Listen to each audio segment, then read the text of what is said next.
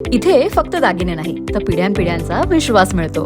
परंपरेची झळाळी आणि विश्वासाची खात्री.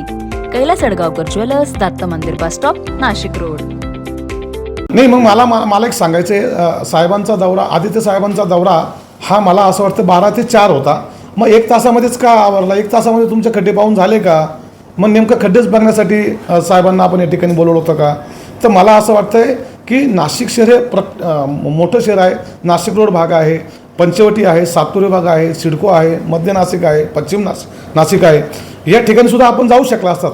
याचा अर्थ मी तुम्हाला सकाळी सांगितलं की जे खड्डे पडलेले होते त्यामध्ये साधारणतः 15,000च्या आसपास खड्डे हे प्रॉपर त्या ठिकाणी बुजवले गेलेले आहे. आणि येणाऱ्या 2 दिवसामध्ये 15 ऑगस्टच्या माननीय मुख्यमंत्री असतील, माननीय या राज्याचे उपमुख्यमंत्री असतील, यांनी सन्मान्य अधिकाऱ्यांना, महापौरांना, आयुक्तांना या ठिकाणी आणि प्रमुख अधिकाऱ्यांना बोलून सक्त त्या ठिकाणी वॉर्निंग देऊन सांगितलं की 15 ऑगस्टच्या आत हे सगळे खड्डे बुजले गेले पाहिजे. याचा अर्थ त्यांनी 1च तासात दौरा आटोपला, म्हणजे त्यांना कुठेही खड्डा शोधून सापडला नाही. आणि आता आम्ही आपल्याला नाशिक शहर हे पुढच्या 6 महिन्यामध्ये कसं आहे हे आम्ही स्वतः आपल्याला वाटलं तर फिरून दाखवू.